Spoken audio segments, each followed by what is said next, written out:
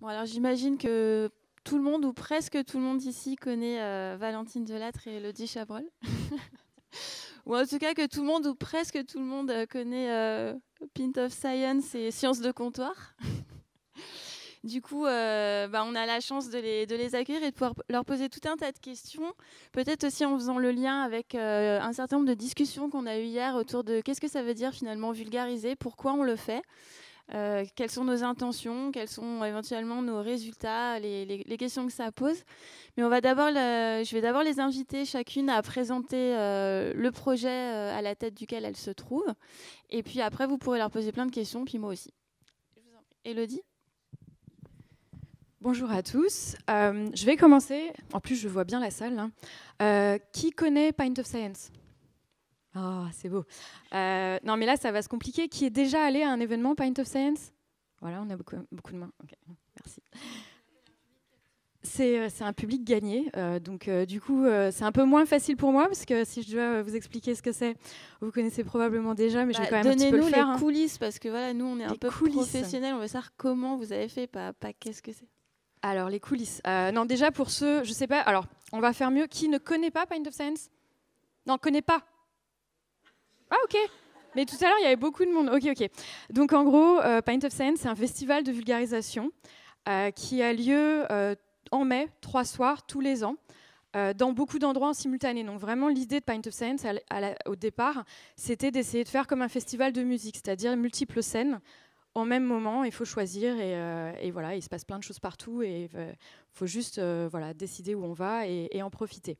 L'idée, c'est que ça se passe dans des bars. Donc, on prend des chercheurs, on les met dans des bars et on demande de parler au grand public. Donc, c'est vraiment de la vulgarisation au grand public. Pendant 3 soirs, pour vous donner une idée, en mai 2018, c'était la 5e édition en France, 6e édition en Angleterre et on était un petit peu partout dans le monde. En France, on était dans une 40aine de villes. Et dans le monde, on était à peu près dans 300 villes. Donc, ça a bien pris au niveau international. Donc, les coulisses, qu'est-ce que je peux dire ? Ça a commencé en 2013 en Angleterre. Et en fait, le truc, ça a été lancé principalement par des scientifiques qui ont reçu un jour des patients dans leur labo. C'était en Angleterre, à Londres. Et c'est un petit peu dur. Je ne sais pas si vous avez déjà visité des labos, mais c'est un petit peu dur de faire visiter les labos au niveau sécurité, etc. C'est pas toujours facile. Et donc, ils ont reçu ces patients et ils se sont dit, en fait, les gens sont hyper intéressés par ce qui se passe à l'intérieur des labos. Le problème, c'est que c'est vraiment très, très difficile de faire venir des gens. Donc, l'idée, ce serait plutôt de faire l'inverse, faire venir le labo aux gens. Alors, bien sûr, on était à Londres et bien sûr, on a pensé à quoi ? Au pub. Hein, forcément. Et en Angleterre, c'est vraiment plus qu'un lieu où on boit, c'est vraiment un lieu de vie. C'est-à-dire que, oui, on va retrouver les potes le soir boire un verre, mais le dimanche, on va aussi manger le rôti en famille, etc. C'est un lieu de vie, c'est un peu la deuxième maison, quoi, le pub. Et du coup, le festival a été lancé comme ça. Et l'idée, c'était vraiment d'avoir des chercheurs au pub qui viennent, qui racontent leurs recherches au grand public. Et souvent, on a beaucoup de questions du public qui va être un peu sur la science, mais également, c'est à peu près 50-50, hein, mais également sur comment vivez-vous, comment bossez-vous, comment est-ce que vous avez eu envie de faire, je ne sais pas, de l'astrophysique, des neurosciences, etc., etc. Donc c'est vraiment intéressant de voir ces échanges qui sont plus que des échanges de sciences, qui sont vraiment des échanges un petit peu humains, parce qu'au final, le chercheur, c'est un petit peu une espèce qu'on croise pas finalement pas tant que ça dans la vie de tous les jours. Et là, ça permet vraiment un échange chercheur-public qui est assez sympa. Ça va voilà. Oui, bonjour à tous. Donc on va faire le même test. Qui connaît Sciences de comptoir ? Ah, quand même ! C'est vous alors ? Je suis ravie de vous rencontrer en vrai. Du coup, oui, je m'appelle Valentine et j'ai un blog et une chaîne YouTube qui s'appelle Sciences de comptoir. Donc le blog, ça fait depuis 2013 et la chaîne YouTube, ça fait 2015. Et voilà, donc je fais des petits reportages, des petites vidéos de vulgarisation, sans grande prétention. Et dans la vraie vie, je suis journaliste vidéo à Sciences et Avenir. Voilà, donc ça peut être intéressant aussi de comparer les deux. Et à côté, je fais partie d'une association de vulgarisation qui s'appelle le Café des Sciences, dont on fait toutes les 3 parties, si je ne m'abuse. Donc instant pub.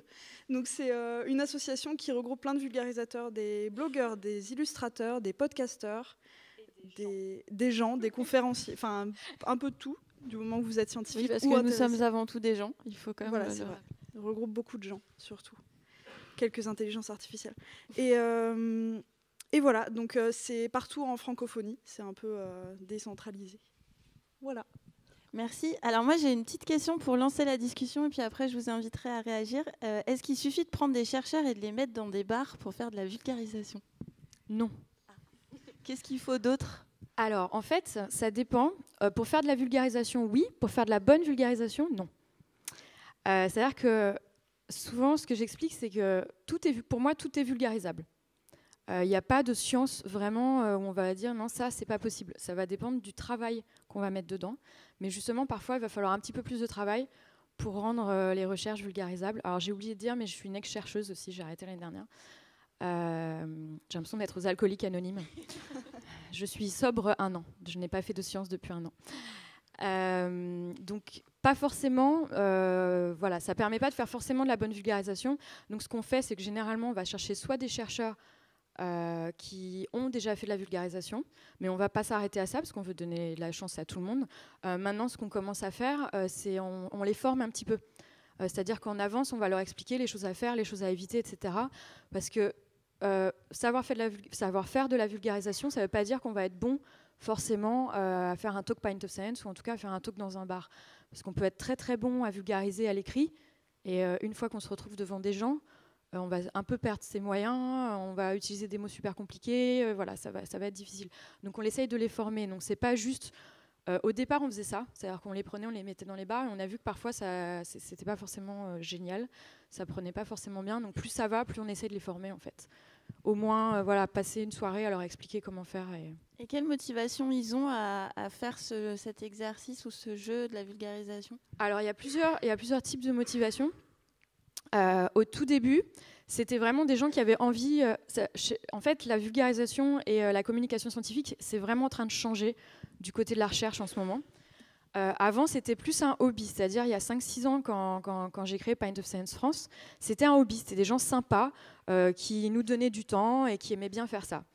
Maintenant, il y a aussi c'est des gens qui ont envie de faire ça, mais de plus en plus dans les demandes de financement, on retrouve ce petit chapitre sur comment comptez-vous vulgariser ou en tout cas disséminer au public. Ce qui est bien et pas bien. Bien dans le sens où maintenant les gens qui avaient envie de le faire ont une légitimité à le faire. Avant, on faisait de la vulgarisation, mais on cachait ça au chef parce que on avait l'air dispersé, on n'était pas à la paillasse en train de faire des expériences. Maintenant, on peut dire je le fais parce que de toute façon, il faut que je le fasse. Et il y en a certains autres qui se sentent obligés de le faire. Donc là, c'est là où c'est un petit peu compliqué, parce qu'on se retrouve avec des chercheurs qui n'ont pas forcément envie, mais qui sont obligés de le faire, qui ne vont pas savoir comment faire. Ça peut donner des trucs bien, c'est-à-dire parfois des bonnes surprises, ils vont trouver ça cool et ils vont avoir envie d'en faire plus.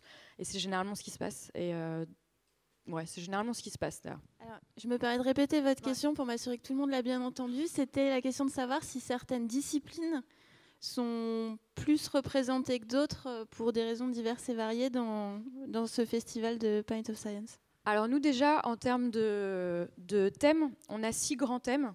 Je ne vais pas vous les citer parce que j'en oublie toujours un et ça la fout mal. Mais on a 6 grands thèmes qui en gros regroupent toutes les sciences. Et ça va des sciences sociales à l'astro, la neuro, etc. etc. Donc on essaie vraiment de représenter toutes les sciences. Après, notre philosophie de Pint of Science, c'est vraiment de représenter les sciences locales, c'est-à-dire de montrer aux gens, au grand public, ce qui se passe à côté de chez eux. Donc il y a parfois des endroits où il n'y aura pas toutes les sciences, mais il y aura par exemple à Boulogne-sur-Mer, typiquement, pour ne pas citer, c'est une ville qui est au bord de la mer, il y a un institut de biologie marine. Donc les soirées, ça va être beaucoup de la biologie marine, parce qu'on va prendre ce qui se passe autour. Les petites villes où il n'y a pas, par exemple Lannion, il y a un centre de télécom à côté. On ne va pas forcément faire des neurosciences ou des sciences sociales, on va faire ce qui se passe à côté, parce qu'on veut vraiment montrer aux gens, en fait, un petit peu ce qu'ils payent dans leurs impôts, où est-ce que ça va, et en gros, ce qui se passe juste à côté de chez eux. Donc dans les grandes villes, on va essayer d'avoir vraiment tout. Donc on va rien laisser de côté. En tout cas, nous, on ne va rien laisser de côté. Par contre, effectivement, souvent, ce qu'on voit, c'est dans les villes où il y a la possibilité de choisir entre toutes les sciences, il y a l'astro qui va toujours gagner. L'astro gagne toujours. C'est-à-dire que les soirées complètes en premier, c'est toujours de l'astro. Voilà. Mais bon, on ne peut pas leur en vouloir, ça fait toujours rêver. Mais nous, on privilégie plus la localisation que le sujet, en fait. Alors déjà, ce qu'on fait, c'est qu'on ne se considère pas concurrent. C'est-à-dire que c'est une fois par an. L'idée, c'est vraiment, on vient en plus, mais on n'est pas là pour prendre les chercheurs à la place de certaines initiatives, etc., etc. Ce qu'on fait aussi, c'est que quand on s'implante dans une ville, généralement, ce n'est pas une décision qu'on prend, c'est des gens qui nous contactent et qui nous disent « j'ai envie de faire Pint of Science dans ma ville ». Donc on ne va pas aller chercher des gens dans des villes et leur demander vous faites le bar des sciences, faites plutôt Pint of Science par exemple. C'est des gens qui nous contactent et qui nous disent on a envie d'avoir ça en plus du reste. Et donc ils vont bosser là-dessus et implanter Pint of Science dans la ville. Parce qu'au final, le mouvement, c'est vrai que c'est un peu la même chose, mais c'est différent dans le sens où c'est une fois par an. C'est sympa parce que c'est international, donc c'est sympa d'avoir un événement, de participer à ça, etc. Mais ça n'empêche en aucun cas d'avoir plein d'autres choses. Par exemple, à Montpellier, je sais que généralement, il y a le bar des sciences, je crois que c'est une fois par mois. Généralement, on est en même temps qu'eux. Bah, ce qu'on fait, c'est qu'on fait un bar de sciences spécial, Pint of Science spécial bar des sciences. Et on le fait à l'endroit du bar des sciences, avec les gens des bars des sciences, etc. Donc on essaye vraiment de s'intégrer. L'idée, c'est pas d'arriver de grignoter toutes les ressources de la ville et de laisser tout le monde un peu en plan. C'est justement l'inverse. C'est même d'aider, de bosser en synergie, quoi. Ouais, le format de Pint of Science, donc effectivement, c'est le format type. Généralement, on se retrouve avec une première intervention, une pause là où on va avoir une petite animation, un jeu, etc. Et après une deuxième intervention. Et nous, ce qu'on aime vraiment, c'est effectivement avoir un étudiant en première intervention et après un plus senior, donc un professeur ou une professeure, bien sûr. Et l'idée, c'est vraiment de donner la possibilité aux plus jeunes de faire de la vulgarisation, parce que malheureusement, ce n'est pas forcément toujours le cas. C'est-à-dire que quand il y a des événements de vulgarisation, on va généralement inviter des professeurs, des gens établis en recherche, et pas forcément un étudiant en thèse de première ou deuxième année qui aura commencé la recherche. On a 50% de gens qui ne font pas de sciences dans Pint of Science. Donc on a du grand public. Le truc, c'est que c'est pas seulement une différence de lieu, c'est une différence de culture. C'est-à-dire qu'en Angleterre, honnêtement, pour avoir vécu 7 ans à Londres, on passe notre temps au bar. C'est-à-dire qu'on sort du boulot, on va au bar. Le week-end, on est au bar dès midi, au pub. En France, on fait pas ça, on va plus manger. On va plus passer de temps au restaurant. C'est une question de culture. Et c'est pareil, Pint of Science, après, quand on l'adapte dans d'autres pays, il y a des cultures qui vont être plus au café. Bah, ils vont le faire au café. On s'adapte. Mais au final, ça reste... L'idée, c'est vraiment d'être convivial, d'être dans un lieu où on se sent bien et où on n'aurait pas forcément de la science en même temps qu'on boirait une bière, qu'on mangerait une planche de charcuterie ou de fromage ou quoi. Donc voilà, ça s'adapte. Mais ça s'adapte très bien, honnêtement. Là, on était dans 21 pays cette année et ça s'est passé tout seul. Et ça a été autant dans des cafés que dans des bars. Voilà. En fait, ce qui se passe, c'est qu'on touche très peu de grand public la première année. En tout cas, beaucoup moins de grand public la première année, parce que un peu moins maintenant que le festival est assez connu, mais typiquement la première année en France, moi à Paris, sur les listes, c'était 95% de potes à moi. Hein. Ou de potes, parce que au final c'était des gens qui venaient parce que on lançait le truc, ils étaient sympas, moi je leur avais brassé les oreilles et je leur ai fait saigner les yeux sur Facebook pendant 6 mois avant en gros, donc ils savaient que ces 3 jours-là il fallait qu'ils viennent, mais plus ça va, plus on se retrouve à avoir du grand public, parce que aussi on parle de nous dans des médias qui sont pas que des médias de science aussi. Donc c'est comme ça qu'on atteint du grand public, et c'est pas le lieu forcément, c'est comment on en parle, parce que si on en parle que entre scientifiques et entre gens qui font de la communication scientifique, on va finalement pas toucher tant ça de grand public, ça va plus être la com autour en fait. Vous me fournissez une excellente transition et je vous en remercie. Valentine. Oui. En fait, je voulais aussi vous interpeller par rapport à ce que monsieur disait, qui était un peu la question de finalement, rien de nouveau sous le soleil, de la vulgarisation, ça fait très longtemps qu'il en existe à peu près partout en France, mais là c'est une forme peut-être différente, c'est un public, vous touchez peut-être un public qui se reconnaît davantage dans cette forme-là que dans d'autres, et du coup, donc vous avez 2 casquettes de journaliste, pour le coup scientifique, et de vidéaste web, puisqu'on n'a plus le droit de dire youtubeur apparemment. Oui, ça dépend des courants. Et du coup, quelle différence vous faites en fait si vous devez traiter le même sujet comme journaliste et comme youtubeuse, comment vous allez aborder les choses, en quoi ça va être différent? Le niveau de vulgarisation, déjà, disons que sur Sciences et Avenir, le public est très large, donc je me permets de faire des vidéos très très vulgarisées, ça peut intéresser vraiment tout le grand public, comme des vidéos un peu pas faciles d'accès, comme des trucs, je sais pas, un peu d'épistémologie ou de sociologie des sciences ou trucs comme ça, qui n'est pas forcément hyper accessible de prime abord à tout le monde. Enfin, ça dépend qui en parle, encore une fois, mais voilà. Alors que sur ma chaîne, c'est plutôt du très grand public, où je me permets même un ton qui est très différent. Je fais des blagues, je fais beaucoup de blagues sur ma chaîne que j'oserais pas faire sur Sciences et Avenir. Pour l'instant, après on verra. Mais voilà, donc c'est le ton et le niveau de vulgarisation surtout. Moi, je me pose cette question du niveau de vulgarisation parce qu'il est très très difficile à évaluer. C'est vrai qu'on a tendance à se dire, et comme journaliste et comme médiateur, que voilà, il faut parler de choses qui sont soit faciles d'approche parce que concrètes, soit qui font rêver. Voilà, typiquement l'astro, on se dit ça fait rêver. Et en même temps, vous disiez que 50% à peu près des questions qui sont posées à Pint of Science, c'est des questions finalement même pas qui portent pas sur les résultats de la science, mais qui portent sur comment elle se fait. Oui, parce qu'au final, le public souvent est intéressé sur le comment on fait la science et pas forcément oui, mais là, est-ce que c'est vraiment significatif ce résultat ? Et oui, et du coup, je vous pose la question à toutes les deux, puis à vous tous, est-ce que ça nous dit pas quand même aussi quelque chose sur comment finalement partager les sciences ? Si l'intérêt pour le résultat, il est pas forcément plus important que l'intérêt pour le métier, la démarche, l'histoire, et puis pourquoi pas voilà, les grands équipements, enfin tout ce qu'il y a autour en fait du résultat. Valentine, vous pouvez peut-être... Oui, ça dépend des approches, mais effectivement, en journalisme, en tout cas, on a une tradition de l'actualité. En gros, on part d'une actualité pour expliquer un peu les choses, le contexte éventuellement. Donc en science, l'actualité, c'est généralement la publication d'un résultat. Voilà, exactement. Mais c'est vrai qu'on n'a pas beaucoup le temps d'aborder le temps long de la recherche, comme on dit. Donc effectivement, la méthodologie, comment ça s'est passé, même toutes les expériences qui ont échoué, comment se passe vraiment la recherche.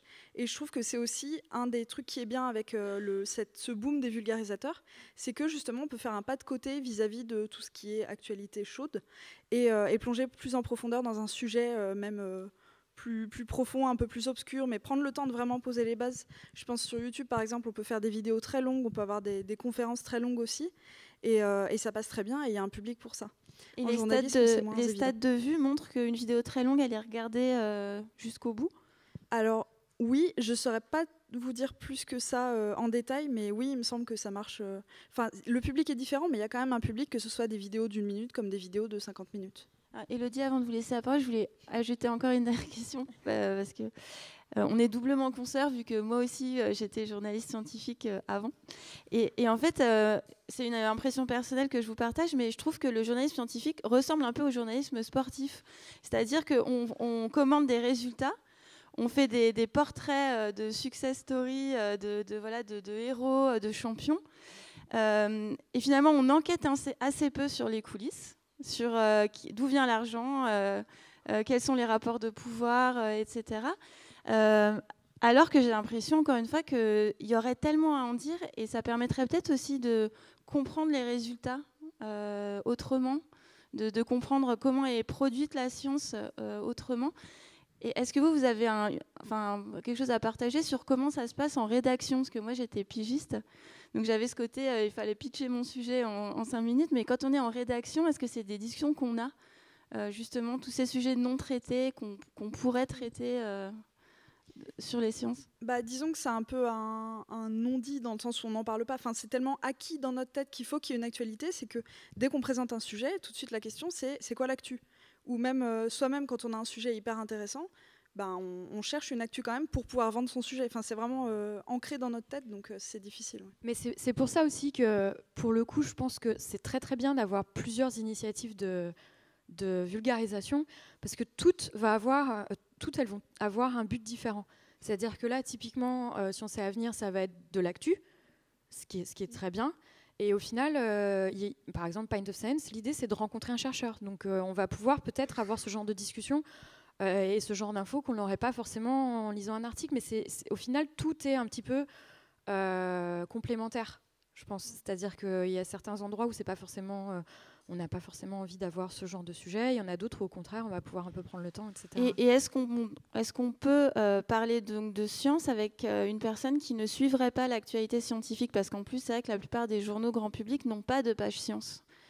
Il y a des journaux comme Le Monde qui ont un cahier hebdomadaire, etc. Mais il faut vraiment avoir envie d'aller vers cette actualité scientifique pour la trouver. Est-ce que ça gêne pas en fait le partage voilà. Est-ce qu'il y a un socle commun qui manque pas dans votre expérience, par exemple, de Pint of Science? La question n'était pas claire. En fait, je me disais que peut-être, on parle toujours de connaissances. On se dit, voilà, je vais vulgariser pour tel et tel niveau de connaissance. Mais est-ce que c'est pas plus une question de familiarité finalement avec l'actualité des sciences en général, plutôt que de connaissances précises sur comment fonctionne une cellule? Oui. Non, mais c'est sûr que si c'était un petit peu plus dans la vie de tous les jours, en gros, quoi. Oui, ça serait mieux, effectivement. Après, ce qui est un peu difficile en sciences aussi, c'est que on n'a pas forcément des actus tous les jours, quoi. Ou en tout cas des actus qui mériteraient, qui font rêver. Qui font rêver. En fait, c'est ça. On a des actus tous les jours, mais c'est pas forcément des actus qui font rêver. Il se passe plein de choses. Il y a des papiers qui sortent tout le temps. Mais c'est pas forcément, ça va pas forcément parler au grand public de dire oui, le gène Intel a été impliqué dans l'épilepsie. En fait, c'est hyper cool, c'est vraiment très très bien, mais c'est vrai que ça va jamais marcher en actu parce que ouais, ok quoi. Donc ça peut être un petit peu difficile du coup de trouver comment tous les jours rajouter de la science. Oui, hier on avait une table ronde qui soulignait bien cette difficulté à communiquer l'information scientifique un peu quotidienne au fil de l'eau et qui du coup provoque un peu une tendance à la surpromesse de la part de malheureusement des centres de recherche. Ok. Effectivement, alors le truc c'est que quand on lance ce genre de truc, il faut décider d'un public. Pint of Science, effectivement, c'est dans des bars. Donc au départ, on était sur, la cible, c'était les adultes. Et de plus en plus, on s'est rendu compte que ça pourrait être très très cool de faire la même chose, mais genre Diabolo Science pour des gamins, le mercredi fin d'après-midi. Et je pense que du coup, on va essayer de lancer ça pour 2019. Alors 14, honnêtement, déjà Pint of Science, il y a des mineurs qui viennent. Hein. Parce qu'au final, c'est des bars, il y a des gens qui vont parfois, il suffit juste de ne pas prendre de l'alcool, hein. Mais c'est plus justement pour les plus petits qu'on va viser. Et là, faire une différence, clairement, à une présentation de 30 minutes avec derrière des questions, pour des petits, c'est trop. Donc oui, il faut faire la différence. Et puis, effectivement, c'est le format qui serait trop long. On a un format qui dure à peu près 2 heures, c'est un petit peu trop long. Le quiz au milieu, clairement, il est trop poussé, etc. Donc nous, on va essayer de faire une différence pour vraiment les plus petits. Après, entre 14, 16, 18, il y a déjà ce genre de public qui vient à Pint of Science. La question, c'est juste être responsable, pas prendre d'alcool, etc. Mais c'est déjà un peu inclus dans le public. Et là, effectivement, il n'y a pas de différence.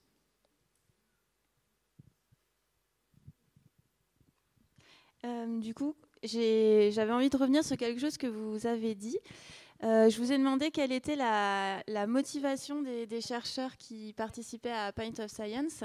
Et alors, je m'attendais à ce que vous me parliez de à quel point c'est important et beau de partager la science avec tout un chacun. Et vous m'avez dit, mais en fait, aujourd'hui, c'est aussi une demande des financeurs.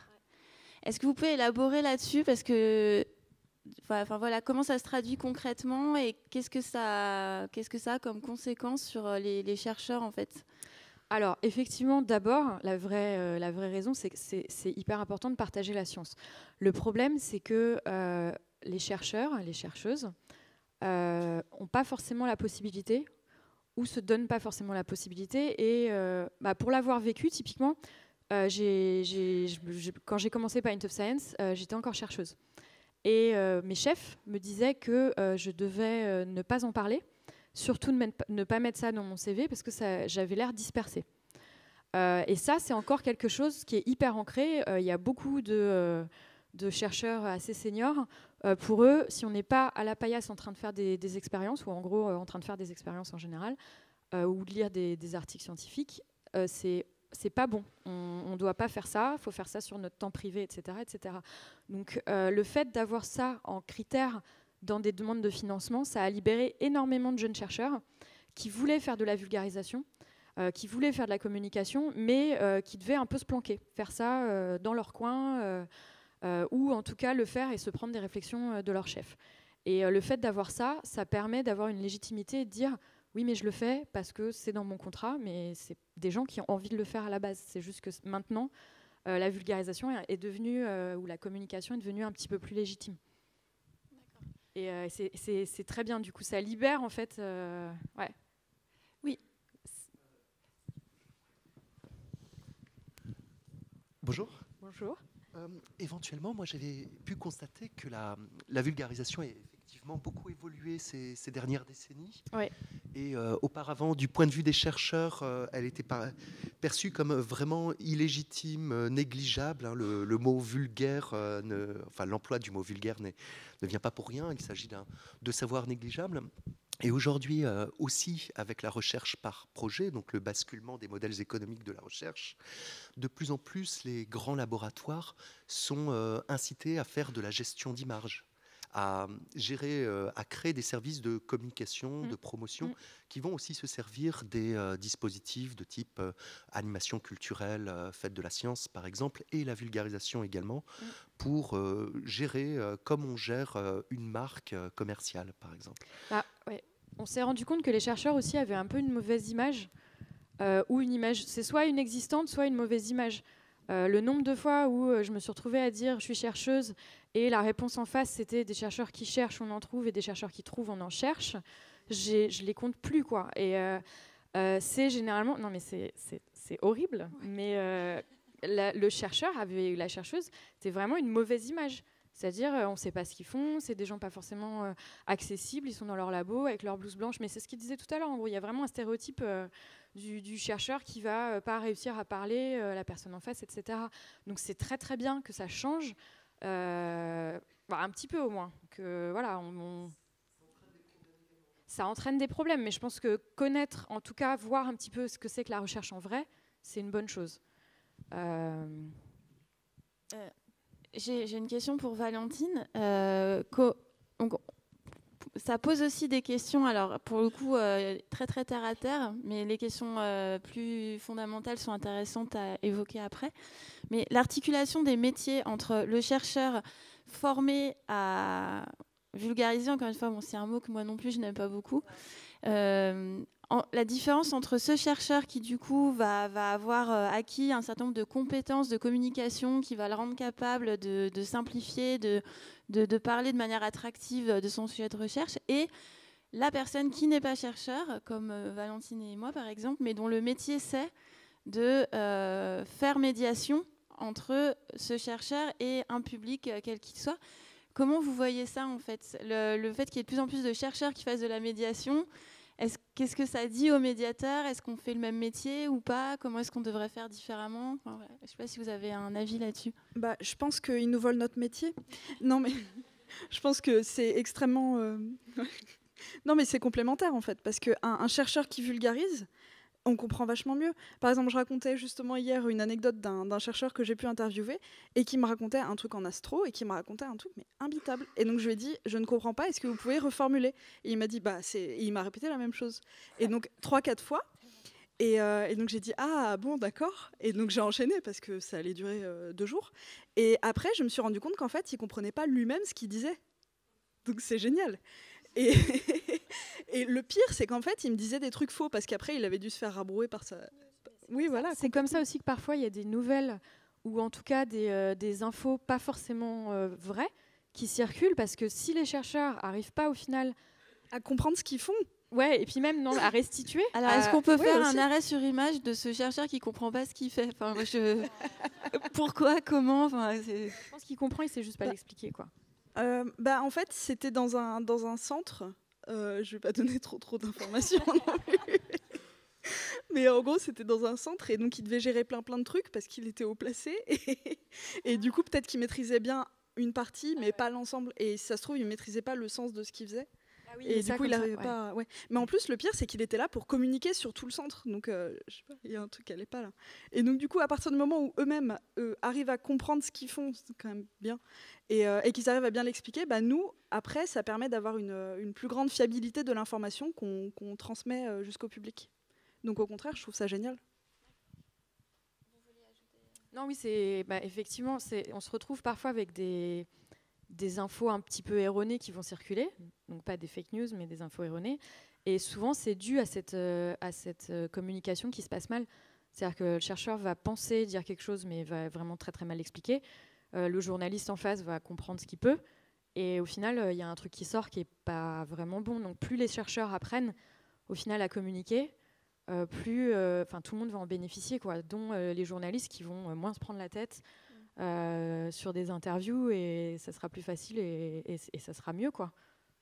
Et est-ce que ça vous est déjà arrivé, le chercheur qui vous dit « Je suis désolé, ce n'est pas mon métier, et puis je ne vois pas pourquoi je devrais partager mon travail avec le plus grand nombre Non, voilà. La vulgarisation, c'est non. Ça vous est jamais arrivé ? Alors perso, ça m'est absolument jamais arrivé. Pour moi, c'est un peu une légende urbaine, ce truc.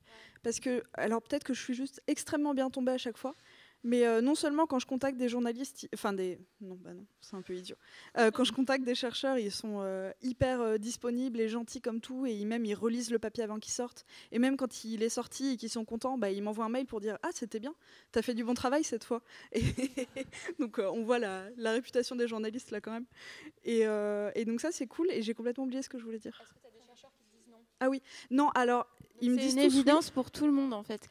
Oui, mais en plus, pardon, je suis alors désolée. ils font le mort, c'est tout. Oui, aussi. Je pense que ceux qui veulent Ou pas alors ils se sont vraiment cachent morts. quand ils reçoivent un email et ils font comme s'ils l'avaient jamais reçu. Ils dabent en passant. Et il y a un autre truc que je trouve absolument génial, c'est qu'en tant que vulgarisatrice, quand j'étais juste blogueuse et youtubeuse, j'étais étudiante, quoi. J'allais contacter des chercheurs pour leur poser des questions, enfin faire une interview, machin, et ils me répondaient. Mais ils étaient hyper enthousiastes, et même j'allais voir mes profs pour les interviewer et qui me racontent des choses pour pouvoir mettre un article sur mon blog. Et ils étaient mais complètement heureux qu'il y ait de la vulgarisation qui existe et que les étudiants fassent ce genre de métier. Enfin, ce genre de truc en plus. Donc, je pense qu'au contraire, il faut encourager la vulgarisation, et il ne faut pas non plus que les vulgarisateurs aient peur d'aller s'adresser aux chercheurs, parce que ça, j'ai beaucoup vu ça. J'ai fait mort de pas, ouais. Ouais, c'est ça.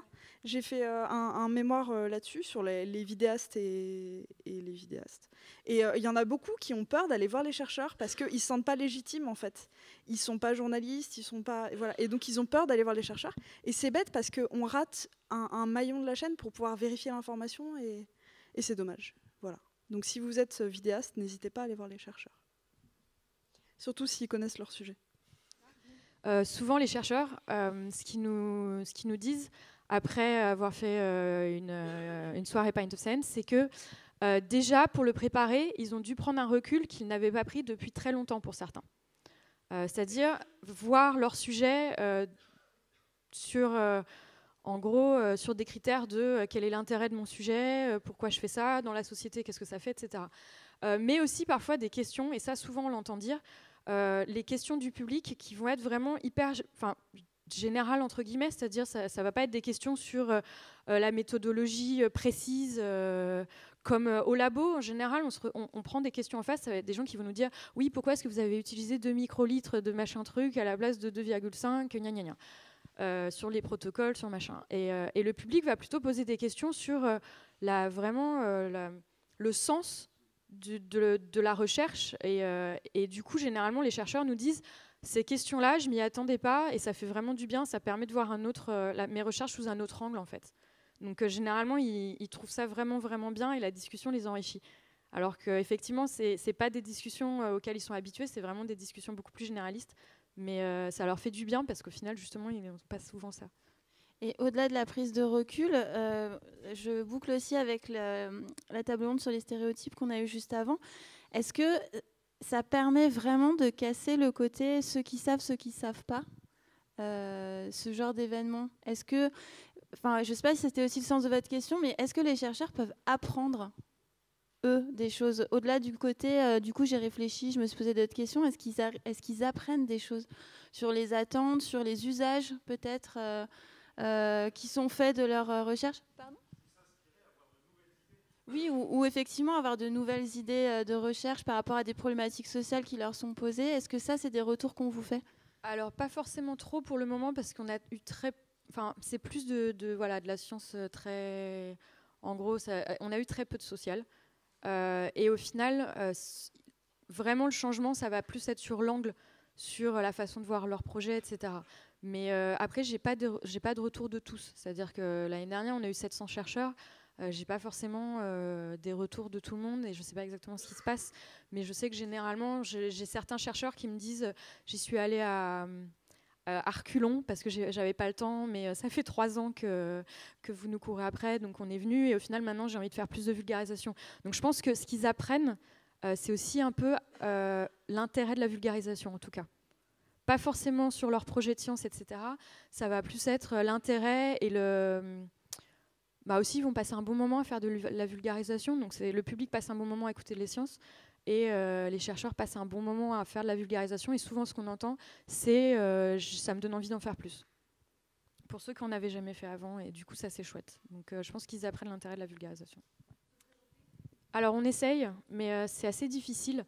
Il y a des domaines de sciences où c'est facile, où il y a un peu plus de femmes, et il y a des domaines où souvent, quand on discute avec les chercheuses, ce qu'elles nous disent, c'est que, par exemple, en astro, typiquement pour pas citer, ou en physique, il y a des femmes chercheuses qui nous expliquent qu'elles sont devenues la femme vers qui tout le monde va pour tout. Parce qu'il y en a tellement peu qu'au final, elles sont tellement demandées que... pardon ? Ouais, voilà. Et elles sont tellement demandées qu'au final, elles n'ont pas forcément le temps. Donc souvent, on essaye d'avoir une parité, mais on se retrouve avec des chiffres qui ne sont pas forcément bons parce qu'on va chercher des femmes. Elles ne sont pas forcément dispo et généralement, elles nous donnent des noms de collègues masculins. Donc voilà, mais on essaye en tout cas. Alors, il va me falloir peut-être 3 ans pour vous répondre parce que c'est un sujet de thèse, ça, en fait, je pense. Je ne saurais pas vous dire.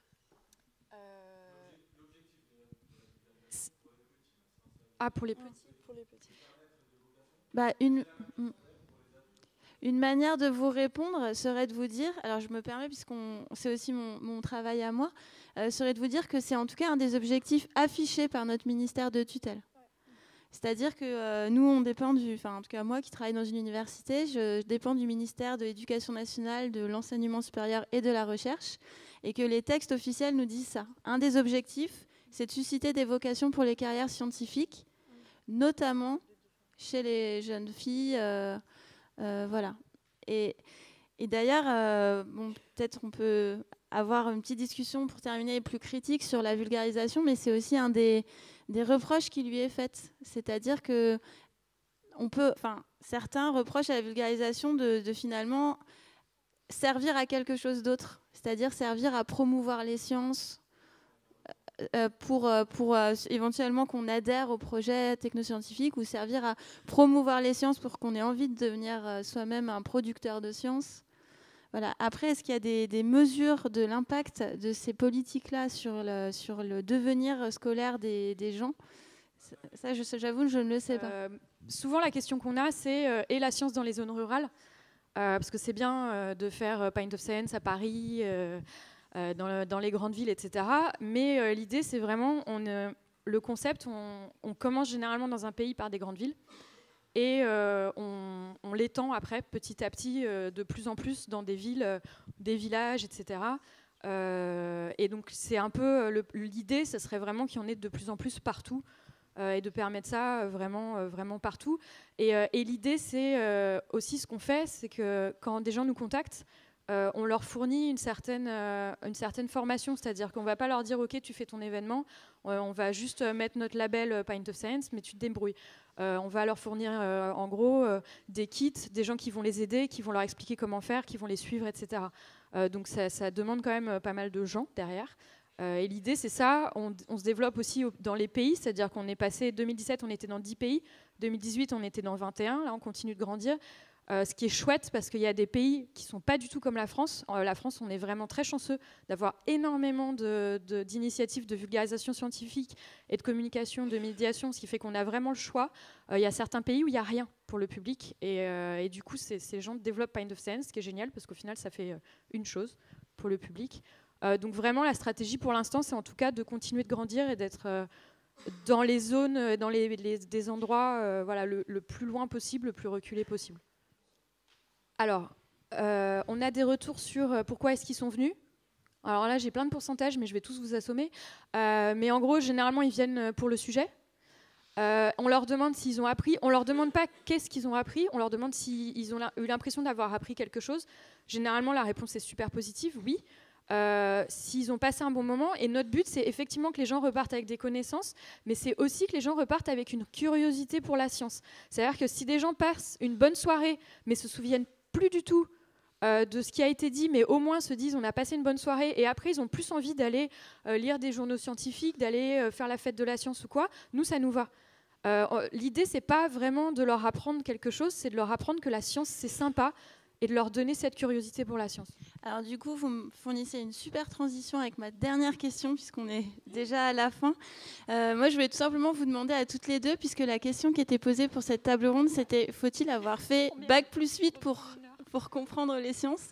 Ma question, c'était vous, quand vous faites une vidéo, quand vous faites une soirée, qu'est-ce que vous aimez? Enfin, s'il faut que les gens qui sont là aient compris une seule chose, vous aimeriez que ce soit quoi?